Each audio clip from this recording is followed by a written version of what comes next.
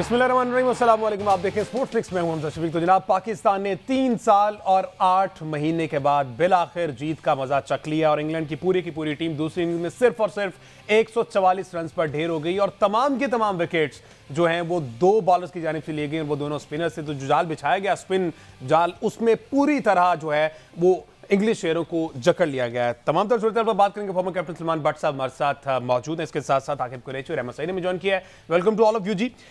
भट्ट साहब, सबसे पहले तो मुबारकबाद। Being a Pakistani cricket fan हमें तो खुशी होती है, लेकिन जो एक्स क्रिकेटर होते हैं और जो क्रिकेटर होते हैं उनकी खुशी एक अलग होती है, क्योंकि जीत का मजा वो ज्यादा बेहतर तौर पर फील कर सकते हैं। तो 44 महीने का ये गैप था, वो उसके बाद ये जीत मिली है। क्या कहेंगे, किस तरह से सम अप करेंगे इस टेस्ट मैच को? देखिए, सबसे पहले तो बहुत ही इंतहाई खुशी की बात है कि आप मैच जीते हैं और बड़े अरसे के बाद जीते हैं। लेकिन एट द सेम टाइम अगर एनालाइज किया जाए कि ये 44 महीने क्यों गुजरे इस तरह, क्यों हम इस दौरान जीत नहीं सके, तो असल चीज तो यह है कि इसका जायजा हम लें। और इसमें ये 44 महीने जो रखी है आपने जीत, मतलब उन लोगों को, कौन लोग जिम्मेदार है जिनकी वजह से ऐसा हुआ है। ऐसा इस पिच के अंदर जो किसी क्यूरेटर को बनानी नहीं आती थी, जिसके लिए एक पुराने क्रिकेटर ने आके कहा कि ऐसे करो तो पिच तैयार होगी। और ये प्लेयर्स भी कोई यंगस्टर नहीं है, प्लेयर भी वही है जो कई सालों से डोमेस्टिक का हिस्सा है और टेस्ट मैच क्रिकेट में परफॉर्म करते आ रहे हैं। तो नुमान अली को देखिए, 7 आउट किए थे उन्होंने इस साल, ये 14 माह पहले जो टेस्ट खेला था और आज फिर खेला, फिर 7 आउट किए सेकंड इनिंग्स में। तो बीच वाले जो 14 माह थे, क्यों स्पिनर्स की तरफ नहीं देखा गया, क्यों उनके लिए ट्रैक्स नहीं बनाए गए, क्यों आपने ऑस्ट्रेलिया के खिलाफ बैटिंग पिचेस बनाई, इंग्लैंड के खिलाफ बैटिंग पिचेस बनाई, आप सीरीज हारते रहे लेकिन आपने पिचेस नहीं बनाई। और आप हमेशा ही कहते रहे कि पाकिस्तान की मट्टी ऐसी है, आपको बाहर से लानी पड़ेगी, विकेट्स में ऐसा बाउंस नहीं है, ये नहीं है, वो नहीं है। उन्हीं पिचेस को ड्राई छोड़ा है, उन्हीं पिचेस से टर्न मिला है और 3 दिन के अंदर आप टेस्ट मैच जीत गए हैं इनसाइड 4 डेज। तो देखिए कितनी आप मिस आउट किया आपने, कितने चांसेस के ऊपर, कितनी होम सीरीज आपने गंवाई हैं सिर्फ इनकॉम्पिटेंस की वजह से, नेग्लिजेंस की वजह से। ना अपने टैलेंट का इस्तेमाल किया है, ना अपने रिसोर्सेज का इस्तेमाल किया है। और उसको सफर किसने किया? उसको पाकिस्तान क्रिकेट ने सफर किया है। और वो बहुत सारे ऐसे प्लेयर्स जो कि कंडीशनली यूज हो सकते थे, एटलीस्ट होम सीरीज के अंदर पिचें बना के, उनके करियर्स को हमने कितना हर्ट किया है उनको कंडीशंस ना प्रोवाइड करके। अच्छा भट्ट साहब, एशियन कंडीशंस जो है ना वो यूजुअली इसीलिए जानी जाती है कि वहाँ पर स्पिनर्स को मदद मिलती है। अच्छा, बहुत से शोज में एक्स क्रिकेटर्स बैठ के ना, जब भी उनसे सवाल होना पाकिस्तान क्रिकेट के बारे में, तो उन्होंने यही कहा ना कि भाई बेंच स्ट्रेंथ ही कोई नहीं, हमारे पास है ही कोई नहीं, जो है वो यही है। तो उस टाइम पे इन 2-3 लड़कों की तरफ इशारा क्यों ना किया गया कि इन स्पिनर्स को इस तरह के विकेट बनाकर आप ट्राई कर सकते हैं? तब कहा जाता था कि जनाब कुछ है ही नहीं है, जो है वो यही है जो इस वक्त प्लेइंग 11 या 15 है। अब चूंकि उनको लेके आया गया है तो अब सारा का सारा कह रहे हैं कि जनाब मैनेजमेंट ने पहले इस तरह की विकेट्स नहीं बनाई, पहले इन पर नजर ही नहीं पड़ी। भैया ये तो पहले के हैं ही नहीं, ये तो बहुत पहले के हैं। यानी कि ये तो जो दोनों स्पिनर्स हैं हमारे, ये they are close to their 40s, ये 35 प्लस हैं। और वहां पर आप, इसका मतलब है कि ये पिछले कोई 10-12 साल से आपको अवेलेबल है। तो आप अब इनको खिलाएंगे नहीं और ये कहेंगे कि जी कोई नया बच्चा आ नहीं रहा, तो नए बच्चे तो जो है वो तो अभी उनको डेवलप होने में टाइम लगता है। दूसरा, हमारे यहाँ जितनी क्रिकेट आजकल हो रही है, ज्यादा T20 हो रही है, तो वो इस तरह के तो बॉलर्स वाकई कोई नहीं है। अगर ये 2-3 जो पुराने लड़के इनको साइड पे कर दिया जाए, तो एक मोहम्मद रमीज को आप अलहदा कर लीजिए, बाकी तो आपके जितने लेफ्ट आर्म स्पिनर है, ऑफ स्पिनर है, लेग स्पिनर है, सारे के सारे तेज बॉलिंग करते हैं और उनको टर्न मिलती नहीं है। तो मसला यही है कि जब आपने इनके मतलब की पिचेज ही नहीं बनाई और उसके बाद इनको जाहिर है जब पिच नहीं बनाई तो उनको खिलाया भी नहीं और आप यही इंप्रेशन देते रहे कि जी बंदे ही नहीं है। तो आपको कंडीशंस क्रिएट करनी पड़ती हैं जो उनको फेवरेबल हो, जिसके ऊपर वो रिजल्ट्स दे सके। आपने दी है कंडीशन तो आपने रिजल्ट्स भी हासिल कर लिए। तो जैसे मैं कह रहा हूं ना कि ये अकाउंटेबिलिटी किसकी होनी है? कौन से बंदे को, चले अगर वो बंदा आज नहीं भी है तो कम से कम उसके ऊपर एक कट तो लगाए ना कि भाई ये इससे नहीं आइंदा पूछना कि सीरीज कैसी पिचों पे होगी या किसके खिलाफ किसको सिलेक्ट करना है। अच्छा भट्ट साहब, चूंकि अब जीत का मजा हमने चख लिया है, अच्छा समझते हैं कि ये रेसिपी मिल गई है, आगे आने वाली जितनी भी होम सीरीज है हमारे पास, हम इसी फॉर्मूले को अप्लाई करेंगे या ओपोनेंट को देख के दोबारा से हमें चेंज करना पड़ेगा? कि अगर इनकी बात की जाए, ये तेज खेलते हैं, फास्ट बॉलर्स को अच्छा खेलते हैं, स्पिन के खिलाफ थोड़ी सी इनको मुश्किल होती है, ये वाला फॉर्मूला होगा या फिर अब ये रेसिपी मिल गई है और इसी को कंटिन्यू करेंगे? देखिए, ये जो रेसिपी आपको मिली है, ये आपने देखना है कि आपके गेस्ट कौन है। अगर आपकी टीम जो नॉन एशियन है तो this is pretty much there for the taking. और अगर आपका मुकाबला आपको विजिट करती है श्रीलंका, इंडिया या कह लीजिए कि बांग्लादेश, तो जाहिर है उनको या अफगानिस्तान को तो आप ऐसी पिचेस देंगे तो मैच तो बराबर हो जाएगा। हाँ। तो उसके लिए आप डिफरेंटली सोच सकते हैं कि आपके अपने रिसोर्सेज क्या है, क्योंकि जब आपने दूसरी टीम के लिए अगर स्पिन पिच नहीं बनानी तो आपने ये देखना है कि आपका बॉलिंग अटैक फास्ट बॉलिंग का बेहतर है या उनका बेहतर है। तो आपने नोटिस करना है ऑपोजिशन और अपने रिसोर्सेज को कि आप किस तरह वेल प्लेस्ड हैं, और वो डिसीजन आपने लेना है। तो वन साइज फिट्स ऑल कभी भी नहीं होता किसी एक के लिए भी, लेकिन एटलीस्ट नॉन एशियन टीम जो है तो स्पिनर से अगेंस्ट हमेशा स्ट्रगल करती आई है, और ये चीज पाकिस्तान ने बड़ी मिस आउट की है और खुद की है, किसी ने नहीं करवाई, ये खुद गलती करके। तो अब एहसास हुआ होगा आज की जीत के बाद कि यार ये हम क्या कर बैठे इतना अच्छा। अच्छा सलमान भाई, शान मसूद ने आज प्रेस कॉन्फ्रेंस की है और उन्होंने कहा है कि जी एक प्रोसेस का हिस्सा है, तो आपको लगता है कि ये जो जीत है एक प्रोसेस का हिस्सा है? दूसरा, अगला मैच जो है वो रावलपिंडी में, और रावलपिंडी मशहूर है कि वहाँ पर रन्स के अंबाड़ लगते हैं, PSL में भी देखा है। तो क्या समझते हैं वहाँ पे ये एक हफ्ता 6 दिन है टेस्ट मैच शुरू होने में, तो वहाँ पे एक स्पिनिंग विकेट बनाई जा सकती है 6 दिनों में? देखिए बनाई तो जा सकती है, जाहिर है रावलपिंडी का थोड़ा सा कह लीजिए कि वो डिफरेंट जगह है और वहाँ पहाड़ है तो सॉइल थोड़ा सा हार्ड होता है, तो शायद उसमें आपको थोड़ी मेहनत ज्यादा करनी पड़े। बट द पॉइंट इज कि मुझे नहीं मालूम शान ने किस कॉन्टेक्स्ट में बात की है कि प्रोसेस ऐसा है, क्योंकि अगर उनका प्रोसेस चलता रहता तो ये तो स्पिनर की नजर ही नहीं आ रहे थे, ना ये वाली पिच होनी थी। तो ये तो एक डिफरेंट प्रोसेस फॉलो हुआ है और राइटली इसको फॉलो हुआ है, एक डिफरेंट आइडिया एग्जीक्यूट किया गया है। और मेरा ख्याल है कि इसका क्रेडिट तो आपको आकिब जावेद साहब को देना पड़ेगा, क्योंकि उन्होंने आके ये इनिशिएट किया और साथ उनकी जो टीम थी, वरना तो हमें कोई चांस नजर नहीं आता था। हम तो कई सालों से यही सुनते आ रहे थे कि पाकिस्तान में पिच बनती ही नहीं है। तो अभी भी वो साहब कहीं ना कहीं माइक पकड़ के खड़े होंगे ग्राउंड में। मेरा ख्याल है उनसे पूछना चाहिए कि जी क्या आप पाकिस्तान में ही हैं या कहीं और फील कर रहे हैं ऐसी पिच को देख के।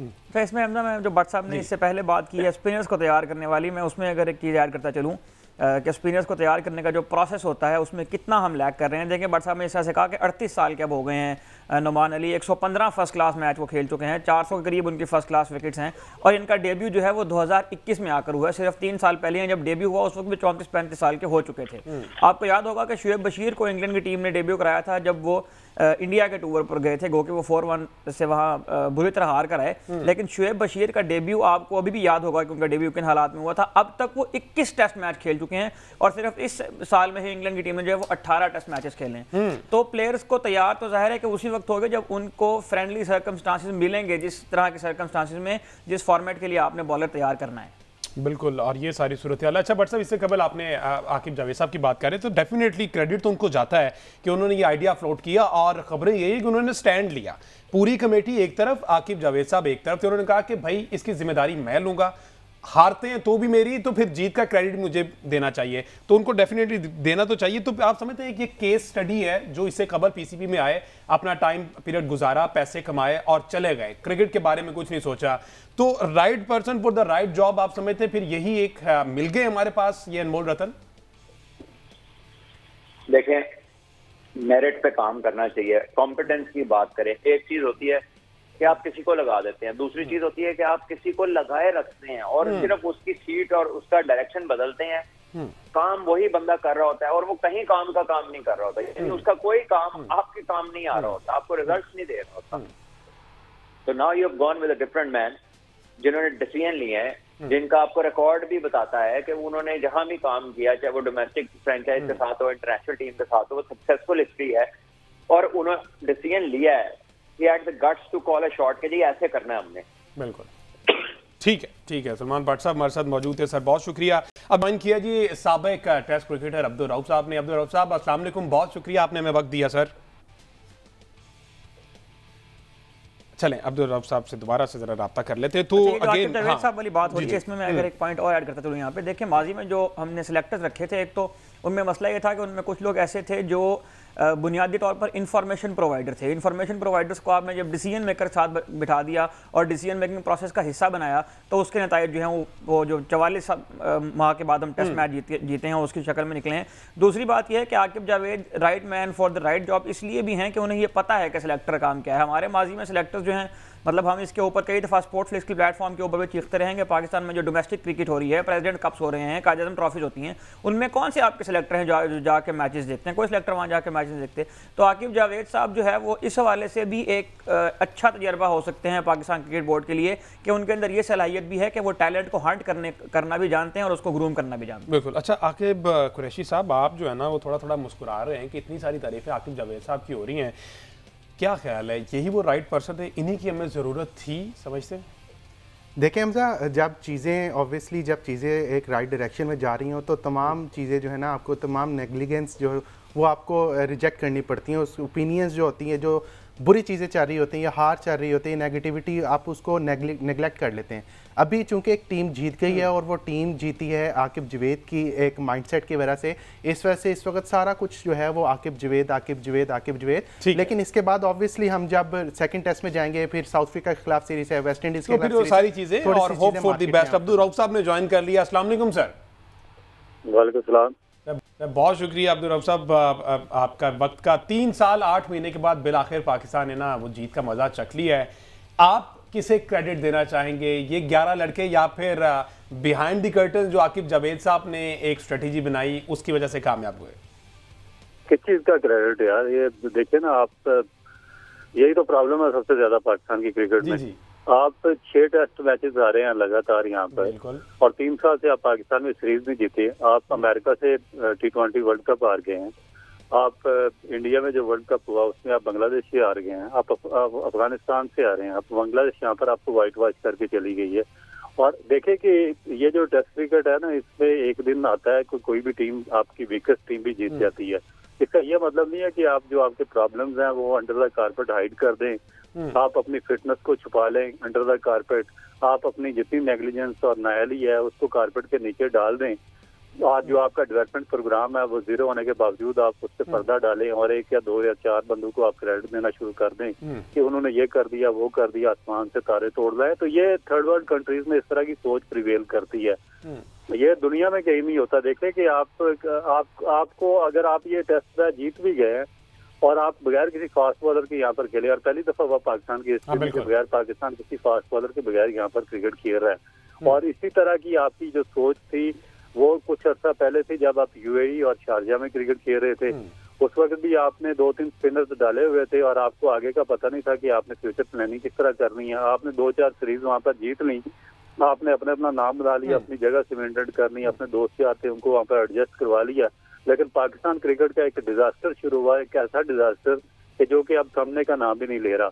और इसी तरह का ये है कि मुझे बताएं आपने कहा जी कि हम किसको क्रेडिट दे किसको क्रेडिट ना दे। दुनिया की कौन से कंट्री में जाकर आप क्रिकेट खेलेंगे वहां पर आपको एक पिच पर आपको 2 टेस्ट मैचेस खेलने को मिलेंगे। मुझे दुनिया के किसी एक कंट्री का नाम बता दें जहाँ पे आप जाकर टेस्ट क्रिकेट खेलेंगे और आपको एक ही पिच पर आपको 10 दिन क्रिकेट खेलनी पड़ेगी, कहीं भी नहीं।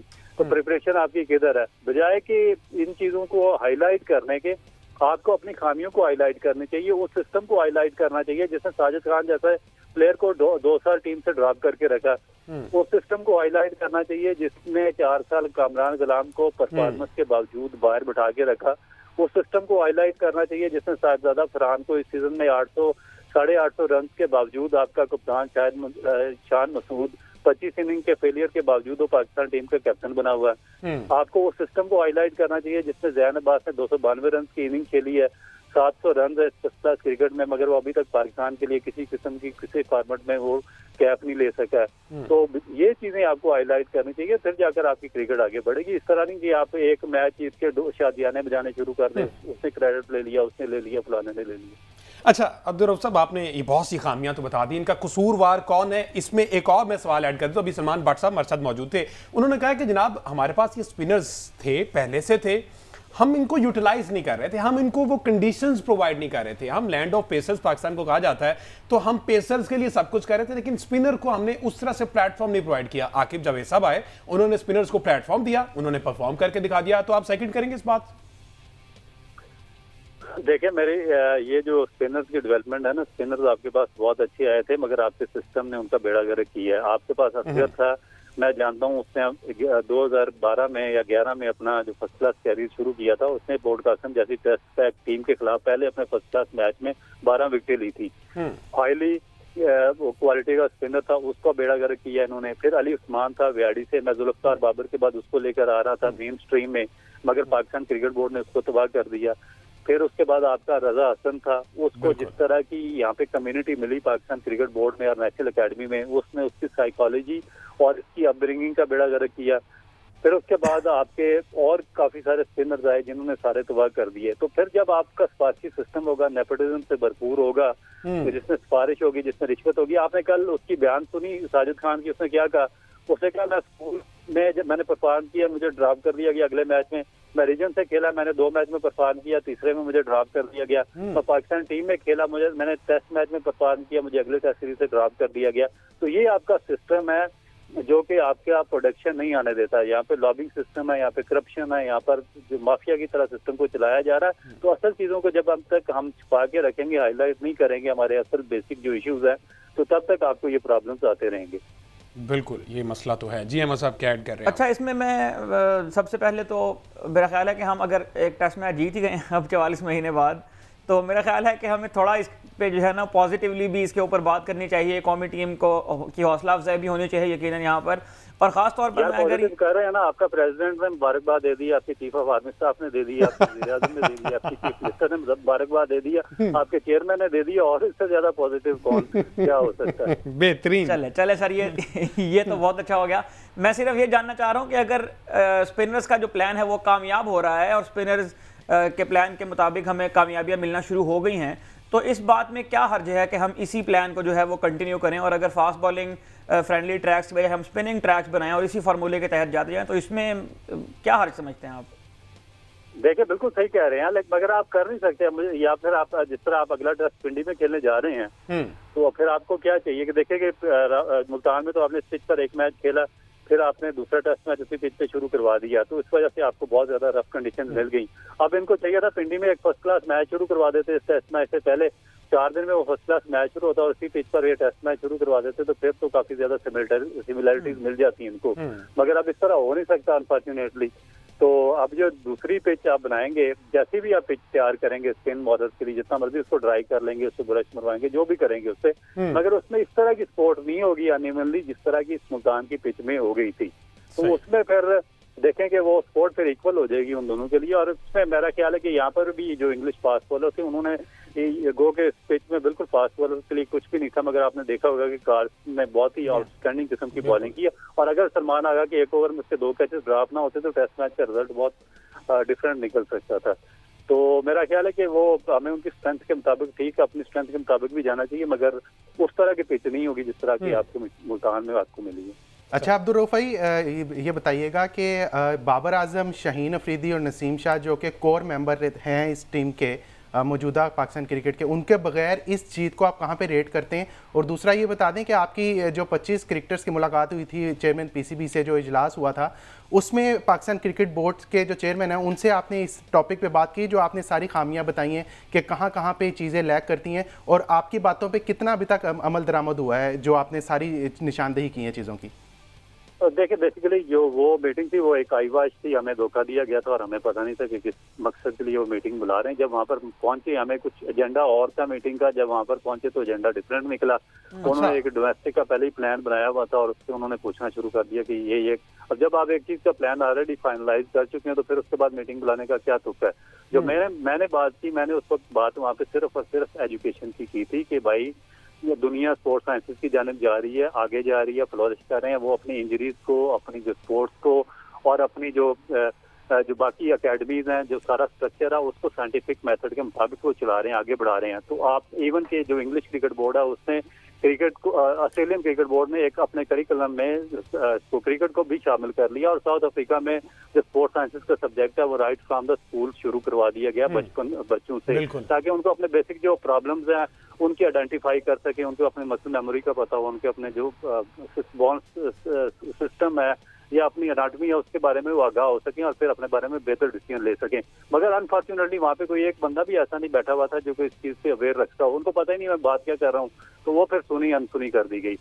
तो दूसरा, जहाँ तक आपने कौन सा क्वेश्चन पूछा था, बाबर, शाहीन और नसीम के बगैर ये जीत है तो क्या रेट करते हैं? देखिए मैं पर्सनैलिटी से कभी भी नहीं बिलीव करता। मैं पाकिस्तान की जो देखें, क्रिकेट से बड़ा कोई भी नहीं है। यही पाकिस्तान में सबसे बड़ा प्रॉब्लम है कि हम क्रिकेट कल्चर उस वक्त तक फ्रो नहीं कर सकते दे सकते जब तक हम क्रिकेट को सबसे बड़ा ना माने। हम पर्सनैलिटीज को ऊपर ले आते हैं क्रिकेट की, इस तरह नहीं हो सकता। देखें, इमरान खान रिटायर हो गए, जावेद मियांदाद रिटायर हुए, वसीम अकरम, फजल महमूद जैसे ग्रेट क्रिकेटर्स रिटायर हुए, मगर क्रिकेट को फर्क नहीं पड़ा। पाकिस्तान की क्रिकेट आगे बढ़ती रही। इन लोगों से फर्क नहीं पड़ने वाला। अगर कोई फॉर्म में है आप उसको डेफिनेट चांस जरूर दें, मगर प्रॉब्लम ये है कि जब आप इनको क्रिकेट से बड़ा करके पेश कर देंगे तो फिर आपकी क्रिकेट डिक्लाइन पे चली जाएगी, सफर करना शुरू हो जाएगी। तो इसलिए जो हमारा जो सिलेक्शन कमेटी है, पाकिस्तान क्रिकेट बोर्ड है, या जितने भी मैनेजमेंट के लोग वहाँ पर हैं, वो इनको बड़ा बनाना शुरू हो गए थे। इस वजह से हमारी क्रिकेट का डिक्लाइन आया। अगर परफॉर्म एक बंदा 15 या 20 इनिंग में नहीं कर रहा तो आपके पास रिप्लेसमेंट प्लान होना चाहिए। पूरी दुनिया में हर जो कंट्री या उसके बड़े बड़े प्लेयर्स होते हैं, आउट ऑफ फॉर्म होते हैं, मगर उनके पास बेहतरीन रिप्लेसमेंट प्लान होता है, बेंच पावर होती है, और फौरन उसको रिप्लेस कर देते हैं। तो ये तो बाबर आजम या दूसरों के केस में है। जहाँ तक शाहीन अफरीदी और नसीम शाह का मामला है, तो वो देखें, वो नेग्लिजेंस है हमारा जो क्रिकेट बोर्ड का कोचिंग स्टाफ है या मेडिकल स्टाफ है, जो अर्ली स्टेज में, पहली स्टेज में जो उनकी इंजरीज हुई थी बेसिक, उनको वो आइडेंटिफाई नहीं कर सकी और उस इंजरी के साथ उनको लिंगर ऑन करते गए और वो इंजरी ग्रेड 1 से ग्रेड 2, 3 में कन्वर्ट हुई। फिर उनको ऑपरेट पे जाना पड़ा, उनको रेस्ट करनी पड़ी। और फिर जो उन्होंने इससे बड़ी नेग्लिजेंस ये की कि उनको जब रिहेबिलिटेशन प्रोसेस उनका कंप्लीट नहीं था, मगर उनको जल्दी वापस लाया गया, जिसकी वजह से उनके एक्शन शैटर हो गए और वो लंबे फॉर्मेट से बाहर हो गए। तो अब इनके पास प्रॉब्लम ये है कि उनका रिप्लेसमेंट प्लान भी प्रॉपरली नहीं है, तो इस वजह से आपको लगता है कि चीजें स्ट्रगल कर रही हैं। ठीक है सर, अब्दुल रऊफ साहब हमारे साथ मौजूद थे। सर, बहुत शुक्रिया आपके वक्त आपने हमें वक्त दिया और क्या क्लैरिटी के साथ तमाम गुफ्तगू की है और पॉइंट आउट किया है। वैसे तो 26 करोड़ अवाम में से मेरा ख्याल तकरीबन 99% सबको पता है, क्रिकेटर्स को तो पता ही, आम आवाम को पता है कि मसला कहाँ पर आ रहा है, लेकिन अब पीसीबी जो है वो इस मामले से अभी तक बेखबर दिखाई दे रहा है। एक ब्रेक लेते हैं जी, हम ब्रेक के बाद वापस आते हैं तो अपनी डिस्कशन को कंटिन्यू करते हैं, क्योंकि सिलेक्शन कमेटी वाले जो 7 मेंबर्स वो 5 कर दिए, वोटिंग और नॉन वोटिंग वाला मामला जो है उस पर बात करनी। एक ब्रेक के बाद स्टे विद अस।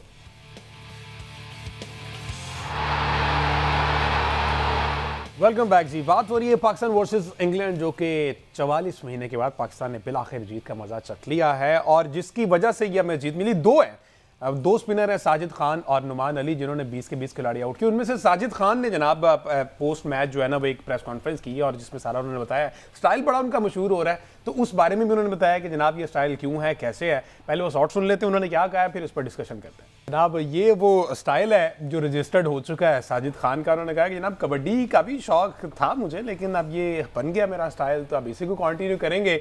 बहरहाल स्टाइल तो मैं एक बात आपकी इजाजत से ऐड कर दूं, साजिद खान बेचारे ने ये कहा कि अच्छा तो नहीं लग रहा, लेकिन मैं फिर भी कहता चला जा रहा हूँ। तो मेरा ख्याल है कि साजिद भाई, अब चूंकि आपका स्टाइल जो है वो पाकिस्तान की जीत के साथ एसोसिएट हो चुका है और जीत के साथ जो भी अंदाज एसोसिएट हो वो कौम को पसंद आता है, तो आप इसको जारी रखें। आपको याद होगा कि चैंपियंस ट्रॉफी 2017 में हसन अली का जो है वो सेलिब्रेशन का स्टाइल बहुत मकबूल हुआ था।